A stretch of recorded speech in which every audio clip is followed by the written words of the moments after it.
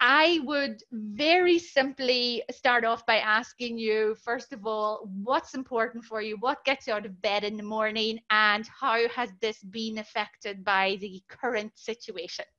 Yes, old world, which seems a lifetime ago, I would be getting out of bed fairly early, far too early, getting on the tube to go to Heathrow Airport, get on a plane to somewhere, normally within Europe, for probably 2 days in a 2 or 3-star hotel. Money is no object.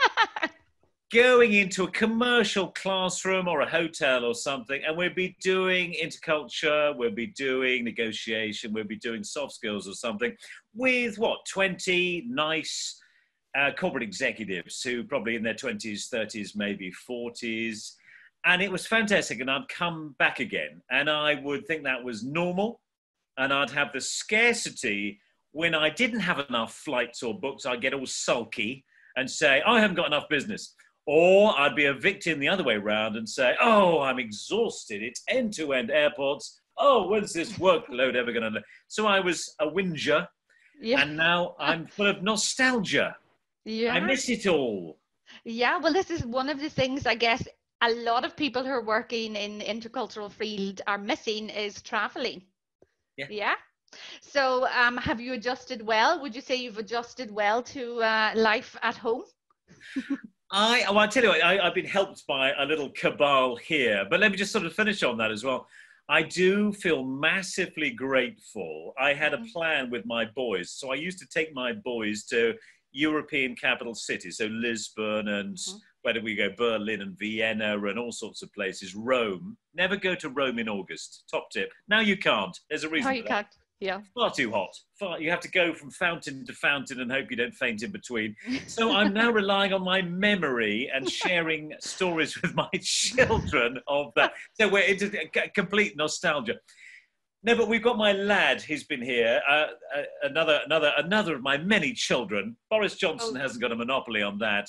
He's at a different house, sequestered there.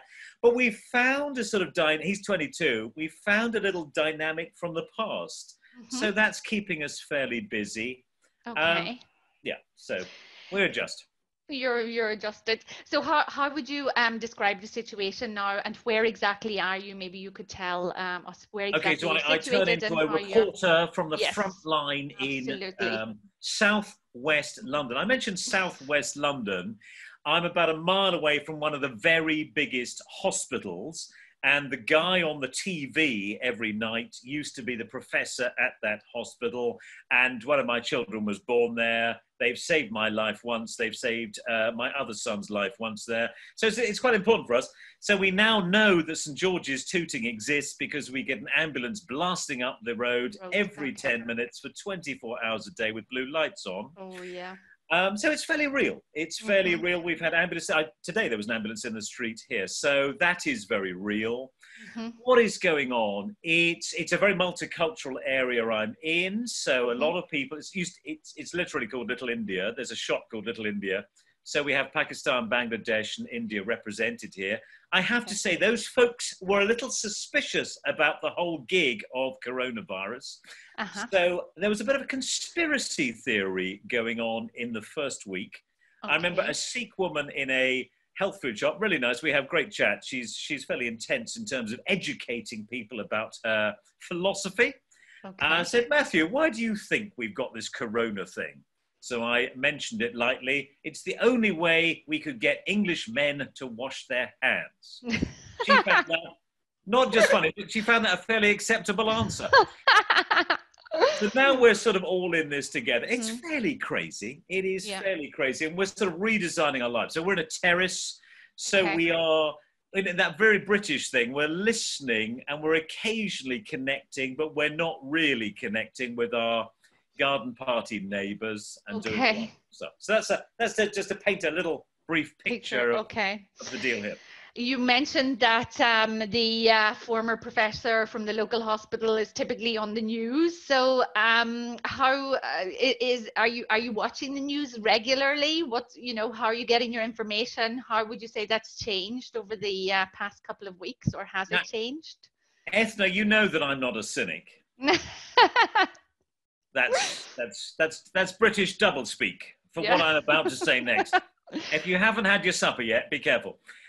I am fairly certain. My boy says we've got to watch the 5 o'clock briefing, which is on right now, and I'm really irritated by it. Actually, my boy did a project on epidemics, and he did all the equations. And there are some things that don't matter. So they read out in a totally deadpan way.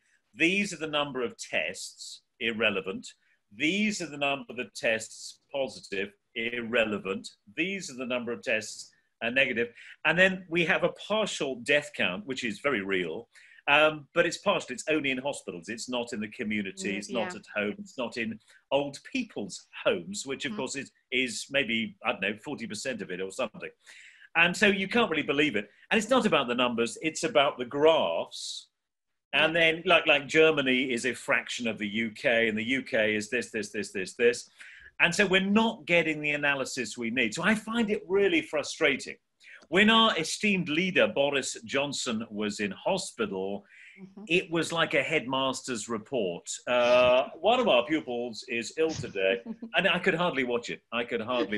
So when we were at war, and this is what it feels like, the truth goes away, transparency goes away, facts go away, and we get this porridge of rubbish sent to us, and we were all meant to watch it.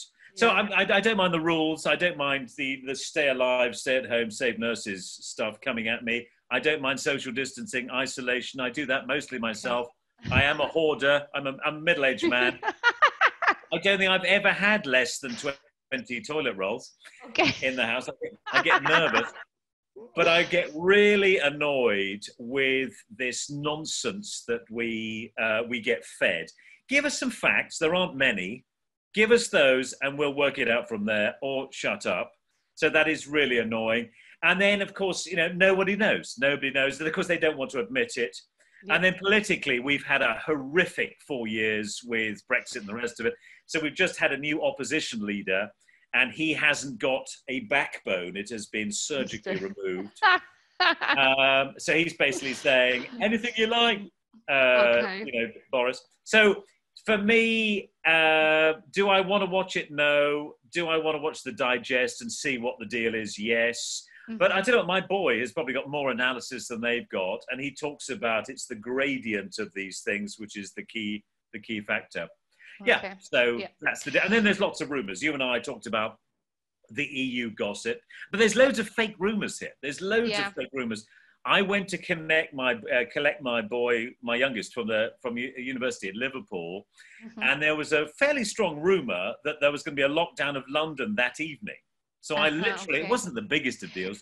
I was going to have to walk 13 miles from Euston Station to my house. I've done it before, but that was fairly weird. And of course, it's a fake rumor, completely authentic, but totally fake. A lot of fake news around. I think I spoke to you on that day. I remember you saying that, actually, But I was going to ask you about what are some of the positives in terms of maybe, also your personal work. But surely one of the positives is that there's a lot less talk about Brexit than there was before COVID-19. We finally knocked Brexit off the agenda, off the news, for which I'm eternally grateful. And there's an irony here. My mother has enough food because she'd hoarded for no deal Brexit, so she's okay. And being rude, the right wing who voted for Brexit have got exactly what they want. A lack of foreigners coming into the UK. Well, there are no foreigners coming into the UK. So we've sort of got a bizarre piece going on. So Yeah, that's part of it. That's part of it. And interestingly, we had a lot of talk about the border in Northern Ireland, and then this bizarre scenario about the border being closed to keep people from Northern Ireland out, because the policies in Ireland and in Great Britain were totally different. So, I mean, it's, very, very interesting. So work-wise, how do you think then that, I mean, you know, short-term scenario is very different. Do you think in the medium term your work will change? Your, you know, are you doing a lot changing more right now?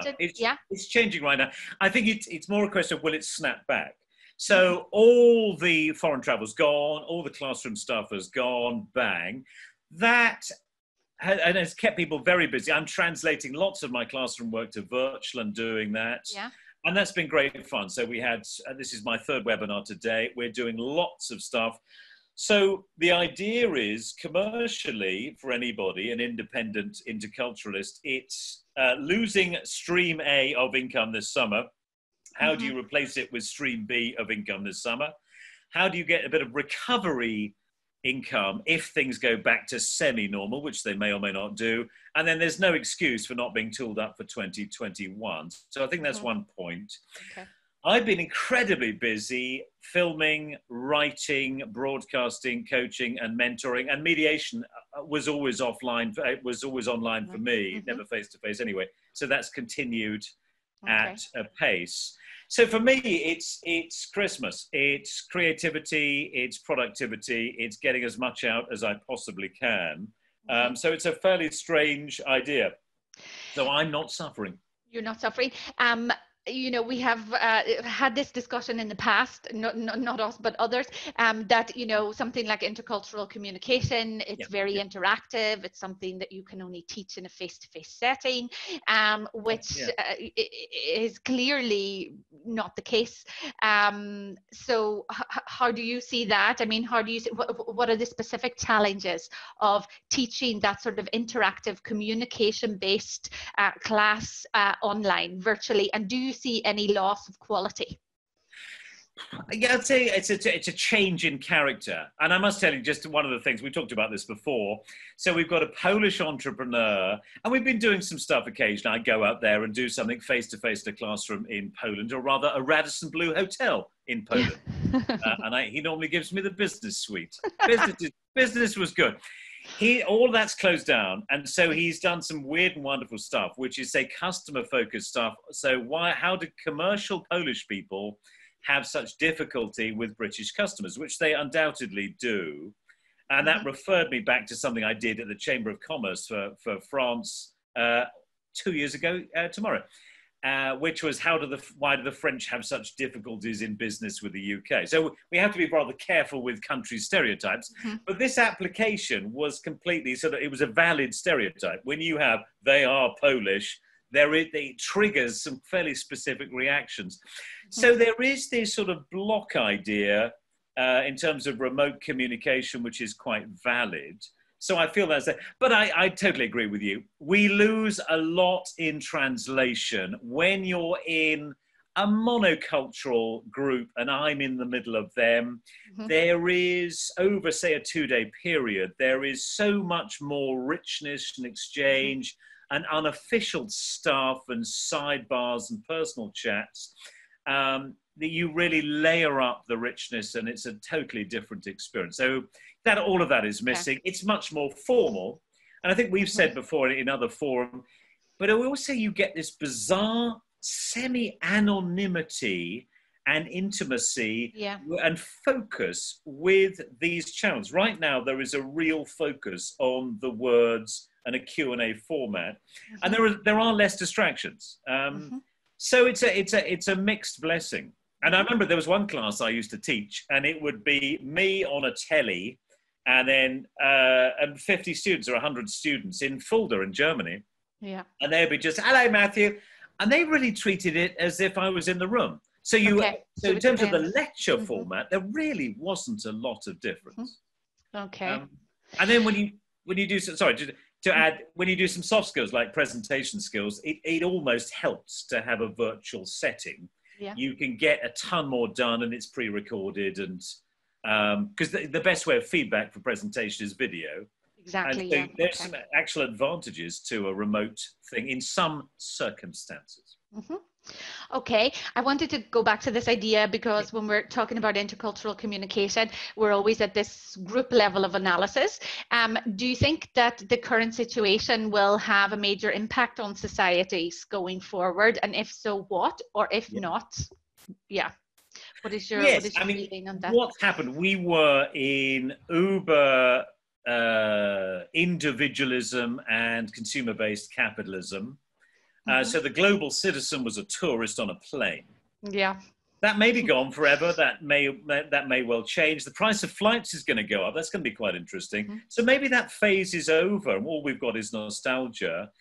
On some strange levels, I think everyone sort of has become more of a political activist. The popularists hopefully will get found out because you can't just bluff your way through this thing which is real. Wouldn't it be nice to have more from capitalism to community, from GDP, the single most destructive economic measure on earth, to community contribution? So wouldn't it be interesting, we won't get here, but wouldn't it be interesting if we could move from something destructive and exhausting to something beneficial and utilitarian? So that would be the dream. But I think, greed has been around for about 4 decades, and I think we're stuck with it. So what would I see? I would see a return to jet aviation, fossil fuel burning, shameless consumerism fueled by debt. Okay. In about 10 minutes past the end of lockdown. Past the end of lockdown. Okay. I warned you it's very optimistic. I don't have a cynical bone in my arm. Okay, yeah. Matthew, and maybe just, I think, a last question before I move over to our audience and see if they have any questions for you. If you think about specific competences that you also teach as part of your, your coaching, your skills, what competences do you think are particularly valuable at the minute? Are they intercultural or not? And would you differentiate, I don't know, between educators, business leaders, etc.? Oh yeah, there's quite a lot there. I'm a middle-aged man, so you might have to remind me of some of them. Okay. I think what are we doing? We are moving into an area where active listening is important. Most people, most of the time, are not actively listening. They're competing, they're advising, they're stealing. And so active listening, which is a very rare idea. So the intention to understand, to hear, to check, and that goes into culture with curiosity. I mean, you mentioned SIETAR. You meet someone from any country there at one of those congresses, they will sit down with anybody and and you really feel that you're validated, appreciated, and listened to. So I think that, that humanitarian idea, that human idea of listening and appreciation, which I think is those fluent people who are successful in an intercultural environment, there's a transfer of skills out to the general community, and that's a fantastic idea. Resilience, you really do need to understand your identity at this time. Who are you? You've been taken out. A lot of people would be defined by their role. I did a lot of work with unemployed German people 10 years ago. And boy, were some of those people super defined by their job role. And they were in absolute free fall and shock and freak out. Yeah. And so we've got to see this idea. So the idea of role and identity within society, within your country. And then, of course, the dangers here, saying diversity and inclusion, all the dangers of bias and hatred are totally fueled by locked-in countries and populist leaders. So although I haven't heard a lot of stuff, there was probably more before the lockdown, that to me is the watchword, that we really just have to be super sensitive to the extremism that could pop up at any moment, anywhere. Okay. So a lot of stuff going on. So listening, resilience, a focus on clear communication, not to get too dimensional about it, but probably a bit of Hamden Turner, recognizing other people's rights to exist, respecting humans in a similar situation. Obviously, A lot of people have a life which is worse than this or the same as this all the time. Mm-hmm. And then reconciling the different, and then the creativity and the bonding that comes out of this. With my little Polish buddies the other week, we had such a laugh. Yes, it was very cynical about what we were all going to do and how we'd all survive and so forth. So there is, I think, something that can break through medium-level cultural differences. This is a commonality. This is a commonality that we can share. We can make a bridge out of it. Yeah, so a lot of stuff that we can do. Okay, great. Thank you very much. We have one question in, and I would also maybe ask our audience, if you want, if you'd like to ask a question, you can unmute yourself and ask it, or you can include it either in the chat or in the question and answer section. So please do go ahead and ask a question. Bertram's asking, do you think the populism is quiet now because we have real problems and not made up problems? I thought I was the only cynic on the call. He's my cynic brother. No, very nice, very nice. You can fake it in good times because real people are going to carry the weight and do the job, do the work. Populists are required to be real leaders now, which is a bit of a challenge. They never went to school. They never went to the Fachschule and did that module, did they? And so... Yeah. There is a reality coming to pass. But, people are just as deluded about, what was that thing in Northern Ireland? Do you remember that? This was God's revenge or something. There's also some fairly other stuff going on. But yes, wouldn't it be nice if all the populists took a staycation in their... A staycation? So, Matthew, I have another question as well from Lisa. I don't know if you can see the questions, but I'll read them anyway. How high do you see the chances of countries developing systems of universal basic income, leaning on your statement concerning GDP versus social contribution, especially poignant in the context of COVID-19 induced economic uncertainties? It's not an intercultural question, she's saying, but this is not only about... It sort of is. It sort of is. I mean, and also, can you imagine if you had this model? We have various models which have spread through. I mean, humanity has spread from country to country, and the various models of living and other ideas. It's a hugely important idea. The social experiments have rather mixed results, but I would love to see it because I think it is a really interesting concept. And, when we move from massive inequality and a tiny group of people with massive self-interest ruling everybody else, it's never going to be a great result for everybody. Whereas a universal income really is accountable, it's responsible, we're getting on with it. So I'd love to see that. But yeah, I'm not holding my breath. So we'll see how we go. But yeah, I'd support anything really on that side. Okay, thank you. Karen would like to know, how do you cope with stress personally in these crazy times? Meditation, any other mindfulness practices? I know you have pure vodka in that glass. It's 40%. 40%. Humor. You might notice I am more manic and I attempt to be more humorous in difficult times. So that is my steam release mechanism. I tell you what, I found this amazing dynamic. One of our children is back, and it's so nice. It's it's like Heidi's house in Frankfurt, or Little House on the Prairie, whatever reference that might not translate. We've got this very nice dynamic. We're being mindful. We're being considerate. We give each other space. We take turns to cook. No one whinges about making the tea or washing up the supper dishes. And we've even had democratic chats about the TV. So a mindful mini community presence, that is the base of my happiness. Mm-hmm. And then Ethna is my unpaid psychotherapist in this edition. And that helps too. A little bit of alcohol, not too much. Not too much, mainly on a Friday. And I tell you what, I work with a lot of younger people at universities and other places. The ideas they're coming out with are so exciting. Let's remember, there will be unbelievable innovation that comes out of this summer. There will be people who are totally happy and fulfilled this summer, and I intend to be one of them. So, you know, it's not all doom and gloom. I mean, it's horrible and it's crazy and we're all in shock, but there's plenty going on which we can get excited about. That maybe feeds into a question about what exactly you mean by the creativity you've come across over the current period. And that could be anything. That could be methods of communication. What do we have? So my boy, his buddy, did a rather dumb thing. He had a half year off, went down to a Spanish hotel. If anyone's seen The Shining with Jack Nicholson, he's the winter keeper of a summer hotel. It's all a haunted house. It's a Stephen King novel. And he's in this Spanish hotel, totally abandoned. He's locked in. He's the only one there.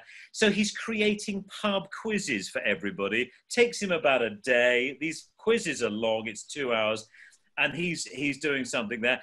And then other people, they're doing a blog site about sustainable growing in your garden and cooking it. So it's a media launch. I'm launching my own channel at the moment. Ethna has been a kind guinea pig to contribute to that. So there is lots coming out of here. So writing, channels, new forms or new combinations of communication, which is, you know, it's our day job. Everyone who's listening, it's your day job as well. So that's quite exciting. So there's lots going on. We're going to have mechanical innovations. We're going to have growing innovations. We're going to have self-protection medicine innovations. There might even be a vaccine. You never know. Okay, thank you. That's perfect, because we had a couple of questions as well about arts and what role art plays in times of crisis. So you've covered that a little bit. Tamara would like to know how important you think crisis management is for experts and companies around the world, or how important it was before COVID-19, and do you think that it will increase after the pandemic? Crisis management. And I tell you what, I think there's going to be some amazing new training emphasis on crisis management. And I think the leadership and management relationship with the worker is going to change, hopefully for the better. It's going to be more open, quicker, more transparent, more interactive, more collaborative. And I think that's exciting. Yeah, when and all those people, and the strategy for most people is really going to change completely. When your income disappears overnight, it's the quickest people who survive. Personally, I've been through a company that had 41 offices in 30 countries and lots of turnover and reacted slowly, and 90% of people were lost. And so it's about crisis management. It's about fast leadership. It's about inclusive, get down to the bottom and involve everybody, because everybody can be relied on to save themselves. So again, it's plan B income, it's recovery income, and it's 2021 income. How are you going to get there? If you include everybody, something exciting is going to happen. So, and I tell you what I see, business schools maybe changing the chapters, changing the sub-modules, and that's all going to be very interesting. A last question, and then we'll actually finish on time, which is also wonderful. I know you've done a lot of work in diversity and inclusion, and Eddie, I think, would like to know about what you feel about diversity, whether there's going to be a dramatic increase or it's going to be the other way around. Well, this is, very good. So we could do that. So diversity, the number of different people in one place, is going down. And we are all suspended from judging that at the moment. So it's an unheard issue, and I think that's going to pile up later. With all crazy pressures, we get hatred, we get international hatred, and we get that popularism. So I think the bias, the manifestation of bias in terms of negative communication and prejudice is going to come up. A lot of people are getting blamed for this. Trump, it's a Chinese virus, and it was European travelers who put it into New York, and then it spread to the US. So where were we with diversity? The generations of diversity went from ignored completely, shut up and get on with it, to legal, you're wrong, you're bad, you're going to prison, to quite a sophisticated idea of nudges and awareness and changing processes and conscious blindness, which was quite exciting. I think we're going to take a step back for a year or two, and then it will probably reform, and diversity and inclusion Generation 5 will be upon us. And that could be an exciting time. But yeah, I think we're going to have losses before we get gains. Okay, we have a very quick question at the end, but I've just seen it. Manpreet would like to know if you have any suggestions in terms of literature. What's your favorite book for increasing knowledge around intercultural communication and leadership? Apart, you're also allowed to mention one of your own. I don't read anyone else's. I have something in common with Ethna. I'm an utter and complete and total fan of Milton J. Bennett. Anything he's ever read should be consumed by everyone on the planet. Then we'd all be better people. Okay, that's a perfect. I think Mr. Bennett would be very happy with that answer. Is he in the series? He will. He actually next week. I think he's going to join us next week. Okay. Yeah. Hopefully he'll do me the favor of recommending maybe something. Absolutely, absolutely. I know we have one raised hand. I'm not sure if we have another question. No, just a thank you. So yeah, I will also say, Matthew, thank you so much for joining. Thank you for coming back this week. We're also looking forward to keeping up to date with your new series of videos. You'll let us know how they go. And I'd like to say thank you to everybody for joining us, and we'll be back next week with, I believe, Milton Bennett next week. Okay, Bennett. That's a good lead-in. Okay, so thank you very much. Thanks, everyone. Thank you. So, perfect. So I think that's good. We haven't kept people too long. I have a couple of minutes over. Okay, so I will close the meeting, Matthew, and we'll be in touch. Nice one, mate. Well done. Thank you again. Great. Always a pleasure to see you. No, that was great fun. So let's see our stuff. Well, let's be in touch. It's all good. Yes. Thank you very much. And I'll plug in next week as a viewer. Join in next week, please do. And I think I've forgotten to say thank you very much to the SIETAR Austria, wonderful SIETAR Austria team for helping out. Also to our new interns who will do all the promo and marketing and coordination of these Thriving Thursdays. And we'll also do a student series, so we'll keep you informed about that as well. Nice one. Cool. Okay, good. Bye-bye. Have a nice evening.